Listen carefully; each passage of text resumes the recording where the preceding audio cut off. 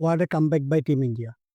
I am not a Indian cricket team fan, to be honest, but first ইনিংসে ৩১১ রানে পিছিয়ে থাকার পরেও সেকেন্ড ইনিংসে আপনার ০ রানে ২ উইকেট যাওয়ার পরেও রাহুল আর শুভমান গিলের পার্টনারশিপ, তারপর জাদেজার ওয়াশিংটন সুন্দরের যে পার্টনারশিপটা ছিল, এক কথায় অসাধারণ।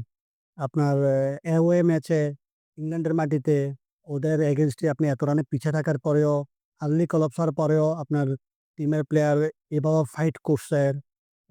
শেষ পর্যন্ত আপনার ম্যাচটাকে ড্র করছে। সত্যি বলতে এই ক্রেডিটটা ওদের প্লেয়ারকে দিতেই হবে।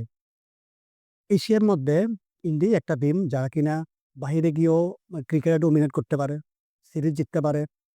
আমার মনে হয় না এশিয়ার অন্য কোনো টিম এভাবে বাহিরে গিয়ে ডমিনেট করে ক্রিকেট খেলতে পারে। সো এটার ক্রেডিট আপনার ইন্ডিয়ান ক্রিকেট বোর্ডকে দিতে হবে। সত্যি বলতে ওরা ওয়ার্ল্ড ক্লাস একটা টিম। অসাধারণ ক্রিকেট আপনার আ অম পুরো ক্রেডিটটা আপনার ওয়াশিংটন সুন্দর আর রবীন্দ্র জাদেজাকে দিতে চাই। কারণ ওদের যে মেন্টালিটি, ওরা যে ধৈর্য নিয়ে আপনার ক্রিকেটটা খেলছে, ইভেন দুজনেই 100 করে ম্যাচটা ড্র করছে। আর এই লাস্ট পর্যন্ত হয়তো ওরা যদি টিকে না থাকতো, হয়তো ম্যাচটা ইংল্যান্ড বের করে ফেলতো।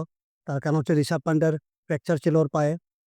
সো সব ক্রেডিট আপনার ওই ২ জনকেই দিতে হবে। ওরা অসাধারণ ক্রিকেট খেলছে। অসাধারণ একটা টিম।